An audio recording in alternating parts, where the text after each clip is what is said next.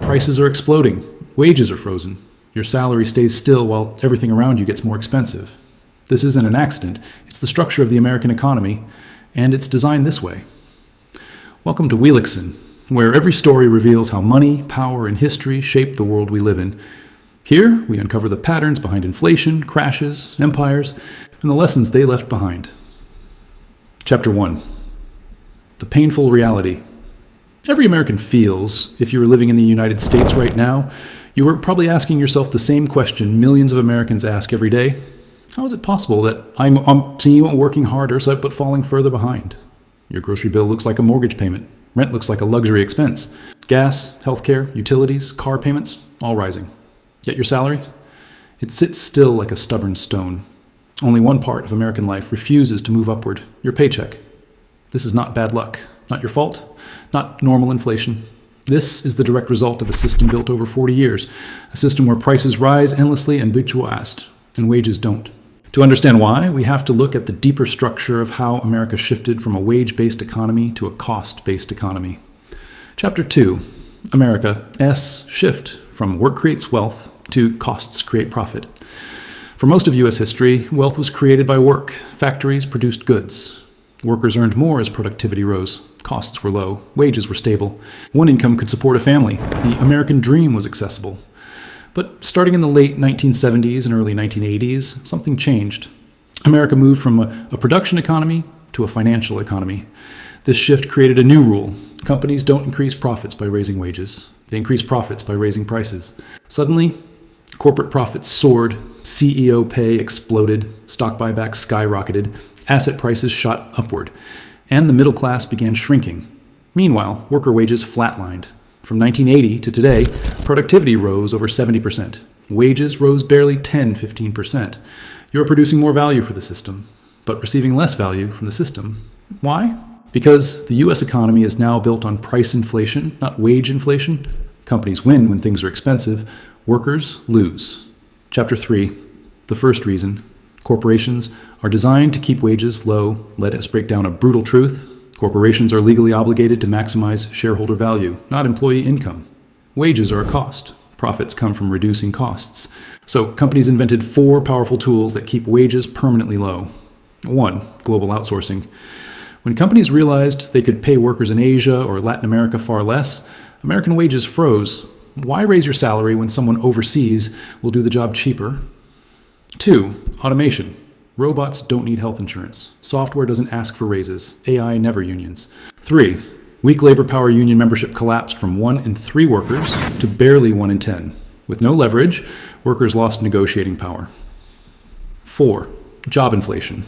Without pay inflation, companies increase responsibility, workload, and expectations, but keep salaries flat.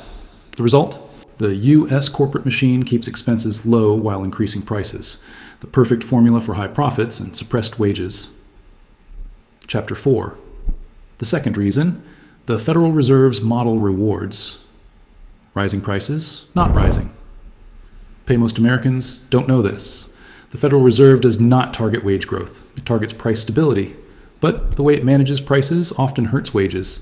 Here's the trap. When wages rise too fast, the Fed fears wage-driven inflation. So it raises interest rates to slow the economy. Slowing the economy, fewer jobs, less bargaining power, flat wages. But businesses can still raise prices because they have pricing power. So wages freeze, prices rise. This is why the last 40 years look like this. Consumer prices, UP real wages, flat, the system responds aggressively to rising wages, but lets rising prices run free. Chapter 5. The third reason. The middle class is subsidizing government debt. This part is uncomfortable, but we have to say it clearly. Inflation is how the U.S. government pays its debt. The U.S. has over $35 trillion in debt, and it grows every day. The easiest way to reduce debt without raising taxes? Let inflation eat away its real value. Chapter 6. The fourth reason. America runs on consumer debt, not consumer wealth in the 1950s and 60s. Americans bought homes, cars, and appliances with cash or savings. Today, nearly everything is financed.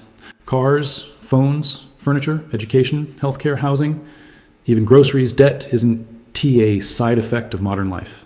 Debt is the modern life. Why? Because wages didn't rise, so borrowing filled the gap.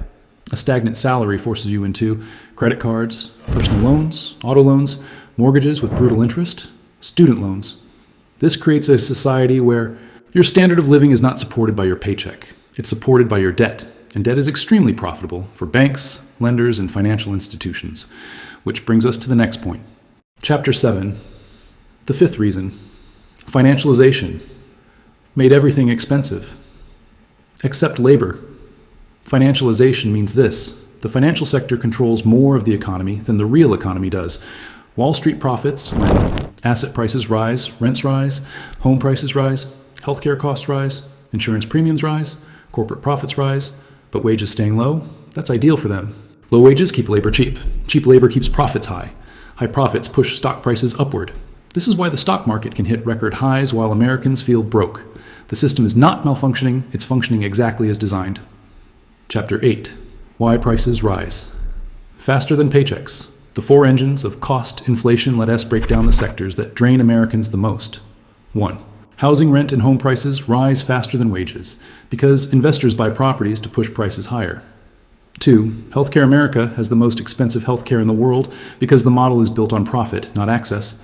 3. Education college became a business, not a public good. Tuition rose 1,200% while wages rose barely 30%. 4. Childcare, insurance, utilities, food, all dominated by corporations with pricing power. Everything essential became financialized. And financialization creates one rule: prices go up, never down. Wages stay flat, always flat. Chapter 9. Okay, but why won't salaries rise? Here's the brutal truth. Companies don't need to raise wages. Why?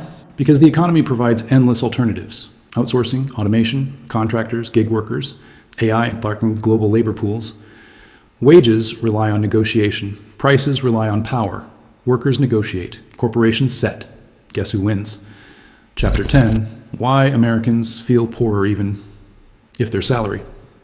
Your paycheck might have gone from $45,000, $50,000, or $80,000, $85,000, but hidden forces erase that increase. Inflation. If inflation is 6% and your raise is 3%, and you're poor. Brackets, you move into a higher tax bracket, but your real income didn't increase. Lifestyle costs. New expenses eat your wage growth instantly. Insurance premiums, rent, internet, utilities, phone bill, gas. Debt payments, most raises go straight to credit card minimums, loan interest, student debt. Medical bills, raises simply fill old holes. They don't lift you. Chapter 11. Who actually benefits from everything being expensive? Let us list the winners. Corporations, shareholders, banks, landlords, investors, government, wealthy households, anyone who owns assets, now the losers, wage workers, renters, students, young families, middle-class households. Anyone without assets, America turned into a country where assets grow, wages don't. If you own wealth, inflation makes you richer. If you rely on wages, inflation makes you poorer. Chapter 12. So, will things ever get cheaper? Short answer, no. Long answer, not in this system.